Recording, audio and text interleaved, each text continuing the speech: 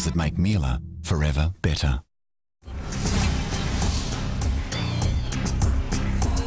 Welcome back. You're watching The Contrarians, where I'm joined by Ed Husick. Very happy to be here. Julian Lisa, Claire Harvey and Hugh McDermott. Ed, let me start with you. You asked to come on this show to talk about the NBN. You're one of the few Labor MPs that truly understands the issue, or so you were saying before the program. No, that's not true. What is your view on... Actually, it's more offensive you suggested I asked to come on this program. Yes, I also like to stick my finger in PowerPoints too. Which is, I think, for the responsibility of any children watching, that is not something that anyone should do at home, contrary to what the member for Chifley says. Children have more sense not to watch this program. All right. Ed, let me ask you, seriously, compare the Coalition's policy to Labor's policy, because I get the impression that one of the arguments that's run by the Coalition, apart from the fact that it's obviously cheaper, their scheme, yes, it's slower, but the theory seems to be that you can just expand it if necessary down the track, or indeed not, and save the money. If technology to use the copper or wireless, whatever it might be, ends up being such that you just don't need fibre all the way to the home. OK, so instead of just going into the political spiel, let me just take it back a step. If you look at the way that data is growing across the planet, it's expected that it'll grow 44 times between 2009 and 2020. And the reason for that is because businesses, communities, schools, they're all... Now, more and more of their lives are online. So there's only so many video games you can download. And at any rate, with all that move on data and demand on data, you need to be able to have a network in place that can deal with all that. So the big difference between Labor and in terms of the Coalition is they're still going to rely on that last stretch on copper, a technology that was only ever there to help deliver or help for the delivery of telephones and telephone service, and never really designed to carry a lot of data. So for us, ultimately, we can either put in place technologies now that will help us meet that phenomenal growth in data, or we can go for what the opposition's saying, which is build half of it now and then be forced to build the rest later, which is expensive and a waste of money. Julian, a couple of years ago you were telling me how much you loved using your Commodore 64 to dial up and get on this thing called the internet. I mean, what do you think of Malcolm Turnbull's very far-reaching policy on the NBN? Look, I think this was good. I mean, I think the Liberals had to release the NBN policy early because it was an issue for them at the last election campaign. But I think what Malcolm has done is a reasonable policy, because the real expense, the reason why the government's policy is so expensive is it's the last bit. It's actually getting things from the end of the street into people's homes. It's all the civil construction work that's there. Now, according to the Coalition, you can have 4 people downloading videos in their home, different videos, watching different things all at the same time. Is it all about downloading videos? Is that what this is all? It's not just downloading videos. One of the other examples Malcolm gave was, people exchanging information, say architects who might be wanting to build things in different parts of the world or working on different projects with different people. Of course, there's a range of business and educational applications, but it's a question of the cost of this, and it's also a question of the take-up.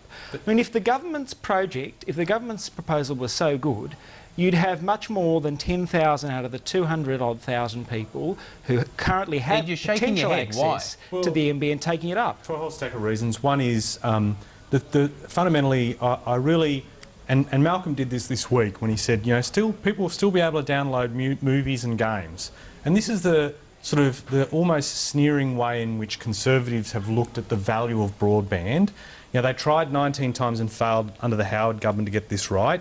They said they'd destroy the NBN. They weren't able to do that. They recognise fundamentally that people want this.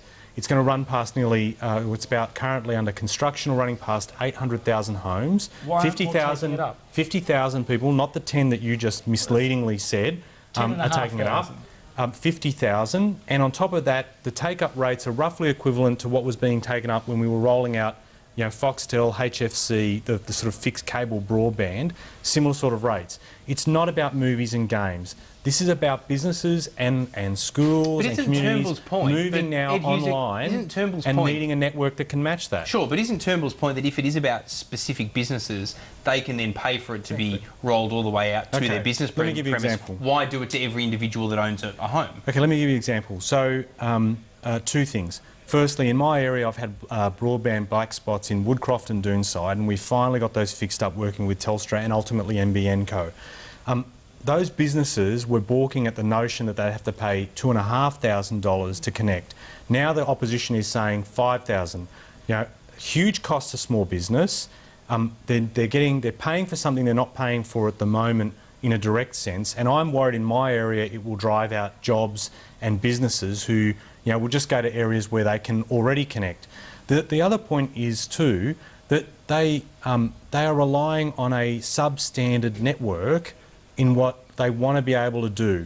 Video conferencing, telehealth, the type of things that people want to be able to use the applications for. Claire, that will make is this all just spin? I mean, you hear Ed, he's running government lines. I don't mean that disparagingly, but you're running the government line on the NBN. How does it sound listening to it? Oh, look, I think I must say I think that Malcolm Turnbull has done a pretty good job to get a version of the NBN through the coalition, because I suspect that that his brief was to do something different, and I think he's achieved something in at least not opposing it in principle. They kept it off budget after having railed against it being off budget for so long. I mean, I'm very sceptical about the coalition's plan. I think that I agree with Ed in the sense that I think that and I think this is what most of our readers certainly struggle with.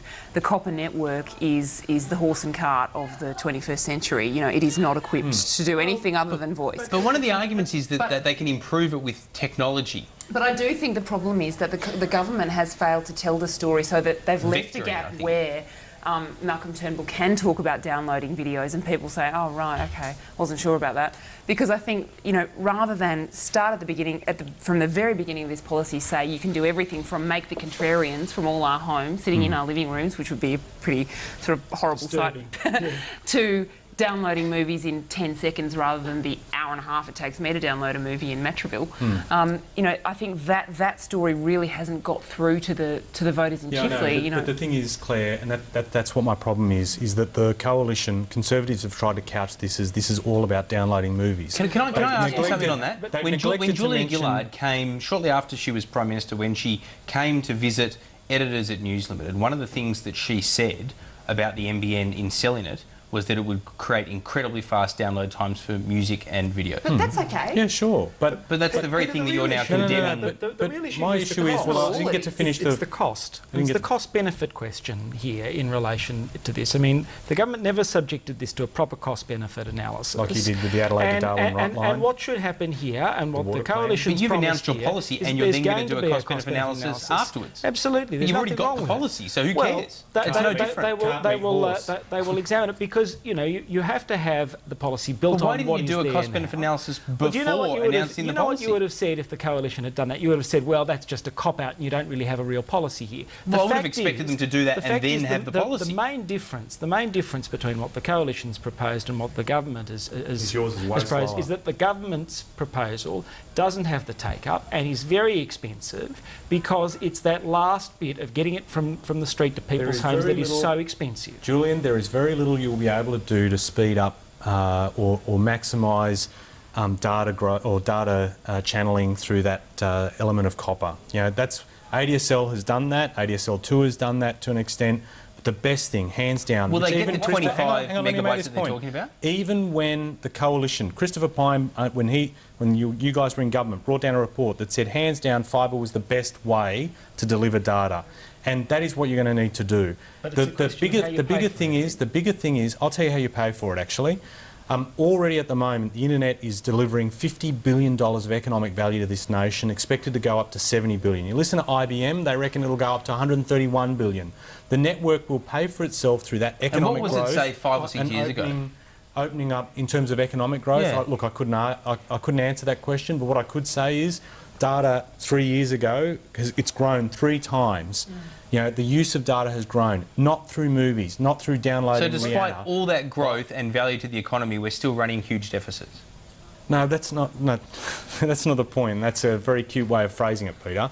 But the bottom line is business wants to go online, open up markets overseas, have a network that's capable of doing what is necessary to be able to for trade purposes, for Why aren't more of commerce, them taking it will up pay then? for itself. Why aren't more of them taking it up? I mean, I'm going off the figures in the Financial Review today. 200,000 homes, but only about 10,400 homes have taken it up. Those figures are completely different to the ones I've had, Even if Julian. you have different figures, you gave us 50,000 homes and 800,000 that it goes That are past. going past, Why or aren't under more people construction. taking it up? Well, it's new. I mean, surely it's just one of those things where there's an exponential growth and, You know, as if- awareness if, grows. If there's not the take-up, then there's the question as to why do you need to spend the additional public money getting it to people's homes? Why don't you give people the choice as to what speed they want, whether the copper network for the last bit is adequate for them or whether they want to do But I think, isn't there the an extra argument that speed? if technology is there, people will use it? I mean, you could have made that argument about the phone, about the copper network, or about roads. You know, do we really need to pave every road? This is I mean, the you old know, build it and they yes, will you come probably argument. do. I mean, you look at the cross-city tunnel. I mean, that's a great example of build it and they will come and no one came. I love mean, it. this I is use that cross-city tunnel every you day. and two other people. Crossing you know. tunnel is great. I use it all the time. But the other thing is too, you There's the other talk to person who most, uses it in the eastern talk to most suburbs. people within the IT world, and they will tell you that you know, it's not just the applications we have now, but the ability to unleash what can happen in terms of development and the way we will change the way we do business and the way we live. And the problem with what you guys are doing, you know, you talk about the fact that there's a big risk in what we do and why do we spend so much. But if you're willing to accept that phenomenal growth in data and you're willing to accept we're going to have to deal with that, you know, why would we only build part of it now and then spend more down the track as prices grow and it costs more to do the final will thing? still be the key technology down the track. I mean, there's such a fast-moving That's space. just What are you Right expecting? either. Pigeon well, look- Express or something? No, you're looking at no, wireless. got to I mean, go I to a have- commercial well, break, okay. Julian. You always Gotta- cut me gotta- off, Peter. You always what cut it- me off. I'm so sorry to do that to you. It's That's by why- that's email why your request viewers- by our viewers. that's why We're your going to viewers take a complain, commercial Peter. break. We will be back in a moment. You're watching The Contrarians.